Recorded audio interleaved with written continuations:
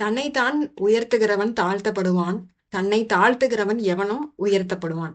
இந்த ஒரு வசனம் வந்து இயேசு கிறிஸ்துவால சொல்லப்பட்டது. இது வந்து ஒரு கன்க்ளூஷன் வந்து அவர் எடுத்திருக்காரு. அதை பற்றி தான் நம்ம இன்றைக்கு ஓமையில நம்ம பார்க்க போறோம். அதுக்கு முன்னாடி இது வந்து நம்ம எங்க அப்ளை பண்ண முடியும்ன்றத பத்தி நான் உங்களுக்கு சொல்றேன். ஸோ ஃபார் எக்ஸாம்பிள் இப்போ ஒரு 10 பேர் இருக்கோம். அந்த 10 பேருமே நம்ம ஒரு ஃபோட்டோ எடுக்கணும் அப்படின்னா, நம்ம வந்து எந்த இடத்துல போயிட்டு நம்ம அந்த ஃபோட்டோ எடுக்கிற இடத்துல எங்க நிக்கணும் அப்படின்னு நம்ம நினைப்போம். கண்டிப்பா அந்த சென்டர் பிளேஸ்ல இப்போ 5 பேர் நிக்கிறாங்க அப்படின்னா, அந்த சென்டர் பிளேஸ் வந்து எனக்கு தான் வேணும். ஸோ அந்த மாதிரி ஒரு சென்டர் ஆஃப் அட்ராக்ஷன். அப்புறம் எங்க அந்த லைம் லைட் இருக்குதோ, நம்ம எந்த இடத்துல நம்ம எல்லாருமே நம்ம பார்ப்பாங்களோ, அந்த ஒரு கனமான ஒரு இடம். அதுதான் வந்து ஒரு கனமான இடம்ன்று சொல்லுவோம். அதாவது 5 இடங்கள் இருந்தாலும், அதுல எது வந்து முதன்மையான ஒரு இடமா இருக்கு, அந்த இடம் தான் எனக்கு வேணும் அப்படின்னு சொல்லிட்டு எல்லாருமே அந்த இடத்துக்கு தான் ஆசைப்படுவாங்க. இத வந்து இயேசு கிறிஸ்து இது வந்து நம்ம காலத்துல மட்டும் இல்ல. இது இயேசு கிறிஸ்து வாழ்ந்த காலத்திலயுமே வந்து இப்படி நடந்திருக்கு. அப்போ இயேசு கிறிஸ்து அப்படிப்பட்ட அந்த ஜனங்களை பார்த்து ஒரு உவமையை சொல்றதுதான் நம்ம இன்றைக்கு பார்க்க போகிற உவமை. லூக்கா 14ஆம் அதிகாரம் 7லிருந்து 11ஆம் வசனம் வரை. இதுல வந்து ஒரு திருமண வீட்டுக்கு போறாங்க. திருமண வீட்டுக்கு போகும்பொழுது, பந்தி இடத்துக்கு போகும்பொழுது, கனமான இடத்தை வந்து எல்லாருமே அந்த இடத்துல போய் உட்காரணும் என்று நினைக்கிறாங்க. அதை பார்த்த இயேசு கிறிஸ்து இந்த ஒரு உவமையை வந்து அந்த ஜனங்களை பார்த்து சொல்லுகிறார். அதை நான் வாசிக்கிறேன். விருந்துக்கு அழைக்கப்பட்டவர்கள் பந்தியிலே முதன்மையான இடங்களை தெரிந்து கொண்டதை அவர் பார்த்து அவர்களுக்கு ஒரு உவமையை சொன்னார். ஒரு நாள் கல்யாணத்திற்கு நீ அழைக்கப்பட்டிருக்கும் பொழுது பந்தியின் முதன்மையான இடத்திலே உட்காராதே. உன்னிலும் கனமுள்ளவன் ஒருவேளை அவனால் அழைக்கப்பட்டு இருப்பான். அப்பொழுது உன்னையும் அவனையும் அழைத்தவன் உன்னிடத்திலே வந்து இவருக்கு இடம் கொடு என்பான். அப்பொழுது நீ வெட்கத்தோடே தாழ்ந்த இடத்திற்கு நீ போக வேண்டியதாய் இருக்கும். 10ஆம் வசனத்தை நான் வாசிக்கிறேன். 10ஆம் வசனத்தை நான் வாசிக்கிறேன். நீ அழைக்கப்படும் பொழுது போய் தாழ்ந்த இடத்திலே உட்காரு. அப்பொழுது உன்னை அழைத்தவன் வந்து, சிநேகிதனே, உயர்ந்த இடத்திலே வாரும் என்று சொல்லும் பொழுது உன்னோடே கூட பந்தி இருக்கிறவர்களுக்கு முன்பாக உனக்கு கனம் உண்டாகும். அப்பதான் இந்த ஒரு உவமையை வைத்துதான் இந்த ஒரு கன்க்ளூஷனை வந்து ஜீசஸ் எடுக்கிறாங்க. தன்னைத்தான் உயர்த்துகிறவன் எவனும் தாழ்த்தப்படுவான், தன்னைத்தான் தாழ்த்துகிறவன் உயர்த்தப்படுவான் என்றார். ஸோ இது பாத்தீங்கன்னா ஒரு கல்யாண வீடு. இந்த வசனத்தை நம்ம நிறைய வாட்டி நம்ம வாசிச்சிருப்போம். ஆனா இந்த கன்க்ளூஷன் வந்து இன்னும் கொஞ்சம் கிளாரிட்டியா நான் சொல்றதுக்கு தான் நான் இந்த வீடியோ எடுத்திருக்கேன். எல்லாருமே வந்து அந்த சென்டர் ஆஃப் அட்ராக்ஷன், அந்த கனம் உள்ள அந்த இடம், அதுதான் வந்து எல்லாருக்குமே வேணும் அப்படின்ட்டு எல்லாரும் அந்த இடத்த நோக்கி போய் உட்கார பாக்குறாங்க. அதை பார்த்து இயேசு சொல்றாரு, இப்படி உங்களை அந்த திருமணத்திற்கு அழைத்தவன் உன்னிலும் கனமுள்ள வேற யாரையாவது அழைத்திருந்தால் அவனையும் உன்னையும் அழைத்தவன் வந்து இவர் உன்னிலும் கனம் உள்ளவர் இருக்கிறார், இவருக்கு இடம் கொடு, அதனால நீங்க இந்த பிளேஸ் வந்து எந்திரிங்க அப்படின்னு சொல்றதுக்கு நிறைய வாய்ப்பு இருக்கு. அப்படி அவன் இடத்துல சொல்லிவிட்டா அது உனக்கு வந்து வெட்கமாயிவிடும்.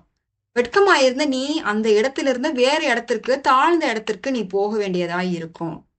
அதனால அவன் அப்படி சொல்றதுனால நீ என்ன பண்ணணும்னா, தாழ்ந்த இடத்துல நீ போய் உட்காரு. தாழ்ந்த இடத்துல போய் உட்கார்ந்துட்டனா அவன் வந்து உன்னை பார்த்து கனமான இதிலும் கனமுள்ள ஒரு இடம் இருக்கு, நீங்க வந்து அதுல வந்து உட்காரலாம் அப்படின்னு வந்து உன்கிட்ட சொல்லும் பொழுது உன் அருகில் இருப்பவர்கள் மத்தியிலே உனக்கு அங்க ஒரு மரியாதை உண்டாகும் என்று ஒரு உவமையை வந்து எக்ஸாம்பிளாக ஜீசஸ் வந்து சொல்றாங்க. ஸோ இத வந்து நம்ம லைஃப்ல வந்து இது எப்படி அப்ளை பண்றது அப்படின்னு பாத்துட்டீங்கன்னா, ஒருவேளை நம்மளோட மென்டாலிட்டியே எப்படின்னா எனக்கு தான் வந்து பெஸ்ட் பிளேஸ் கிடைக்கும், ஒரு இந்த மாதிரியான ஒரு கேரக்டர் பிரதிபலிக்கிறது வந்து சரியா என்று கேட்டால் அது வந்து சரியில்லை. சோ அதை வந்து எப்படி வந்து இவர்களுக்கு புரிய வைப்பது என்று மிக கடினம். அதை வந்து இயேசு கிறிஸ்து ஒரு உவமை வாயிலாக சொல்றார். நமக்கு வந்து நம்ம அழைக்கப்பட்டிருக்கோம். நம்ம அழைக்கப்பட்டவன் வந்து எல்லாத்தையுமே அழைத்திருப்பான். நம்மளோட பெரியவங்களையும் அழைச்சிருப்பாரு, நம்மளோட சின்னவங்களையும் அழைச்சிருப்பாரு. அப்படி நம்ம வந்து ஒரு கனமான இடத்த போயிட்டு அது எனக்கு தான் வேணும் அப்படின்னு நம்ம போய் முன்கூட்டியே நம்ம போய் உட்கார்ந்துட்டோம் அப்படின்னா, அவன் வந்து பார்க்கும் பொழுது என்னிலும் கனமுள்ளவன் வேறொருவன் இருந்தாங்கன்னா நீங்க எந்திரிச்சு போங்க, அவர் வந்து உட்காரணும் என்று சொல்லும் பொழுது எனக்கு அது வந்து வெட்கத்தை உண்டாக்கும். அதற்கு நான் வந்து இடம் கொடுக்கணுமான்னு கேட்டா அதற்கு நான் இடம் கொடுக்க வேண்டாம். அப்ப நான் என்ன பண்ணணும்? அப்ப நான் முதன்மையான ஒரு இடத்தை நான் எப்படி எனக்கு வந்து அது எந்த இடமாக இருந்தாலும் சரி, அது கனம் இல்லாத ஒரு இடமாக இருந்தாலும் நான் போய் அந்த இடத்துல தாழ்மையாய் நான் போய் அமர வேண்டும். நான் அங்க அமர்ந்துகிட்டேன் அப்படின்னா அடுத்து என்னை அழைத்தவர் ஒருவேளை நான் வந்து கனம் இல்லாத ஒரு இடத்திலே ஒரு சாதாரண ஒரு இடத்துல நான் உட்கார்ந்து இருக்கிறதை அவர் பார்த்தால், நல்ல உங்களுக்குன்னு நல்ல இடம் நான் அரேஞ்ச் பண்ணி வச்சிருக்கேன். நீங்க வந்து அங்க உட்காரலாம் அப்படின்னு சொல்லும் பொழுது, அங்க வந்து ஒரு என்ன பாசிபிலிட்டி உருவாகுதுன்னா, ஓகே அங்க வந்து எனக்கு ஒரு மரியாதை கிடைக்குது. ஓகே. அப்ப நான் வந்து போய் மாத்திக்கலாம். ஸோ இதன் அடிப்படையில இயேசு கிறிஸ்து என்ன கற்றுத்தராருன்னா, நமக்குள்ள வந்து தாழ்மையை கற்றுத்தருகிறார். கண்டிப்பா நமக்கு பெருமை குணம் இருக்கும் பொழுது, நம்ம என்ன எதிர்பார்ப்போம்? நம்ம வந்து எனக்கு தான் அந்த கனம் உள்ள இடம் வேணும். நான் தான் எல்லாத்த விட பெருசு. அதனால எனக்கு தான் அந்த கனம் உள்ள இடம் வேணும். அப்படின்றது தான் நம்ம சிந்தனையில இருக்குமே தவிர, ஆ நம்ம வந்து ஒரு அதோட கொஞ்சம் கனம் அதாவது ஒரு கம்மியான ஒரு இடத்துல நம்ம உட்காருவோமான்னு பார்த்தா, நம்ம கண்டிப்பா நம்ம உட்கார மாட்டோம். அப்ப நமக்கு என்ன வேணும் அப்படின்னா, நமக்கு கண்டிப்பாக தாழ்மை என்ற ஒரு குணம் இருக்கணும். இயேசு கிறிஸ்து வந்து தன் ஜனங்களை பார்த்து சொல்றாரு. அப்படி வந்து கனமுள்ள இடத்தை வந்து நீங்க எப்பொழுதுமே வந்து தேர்ந்தெடுக்க வேண்டாம் அப்படின்ட்டு. ஆனா, அந்த அழைத்தவன் பார்த்தீங்களா, அந்த ஒரு எஜமான் வந்து அந்த திருமணத்தை ஏற்படுத்தியவர் ஒருத்தர் இருந்திருக்காரு பார்த்தீங்களா, அவர பார்த்து வந்து இயேசு கிறிஸ்து ஒண்ணு சொல்றாரு. இப்படி அததான் வந்து இந்த 12ஆம் வசனத்துல வந்து நம்ம பார்க்க முடியும். 12ஆம் வசனத்துல வாசிச்சேன் அப்படின்னா, ஆ சிநேகிதரில் உன் சகோதரன், அதுக்கப்புறம் ஐஸ்வர்யம் உள்ளவர்கள், இப்படி அ ந பெரிய பெரிய பணக்காரர்களை நம்ம கூப்பிட்டு, நம்ம அவர்களுக்கு செய்யும் பொழுது, பதிலுக்கு வந்து அவங்களும் நம்மள அழைப்பாருங்க.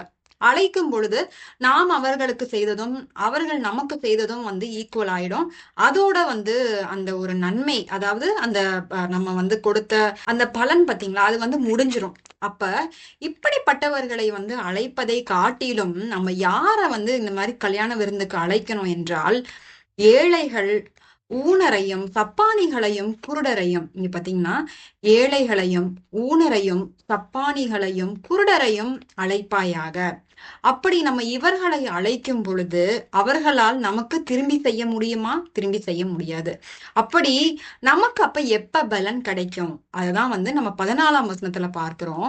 நீதிமான்களின் உயிர்த்தெழுதலில் உனக்கு பதில் செய்யப்படும் என்றார். அப்ப நமக்கு நம்ம நீதிமானாய் நம்ம நடக்கிறோம்.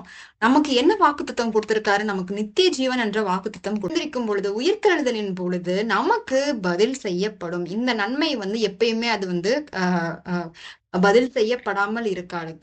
கண்டிப்பாக அந்த டைம் அப்ப இது இது நமக்கு வந்து பதில் செய்யப்படும் என்று இந்த உவமையை வந்து இயேசு கிறிஸ்து சொல்றாரு.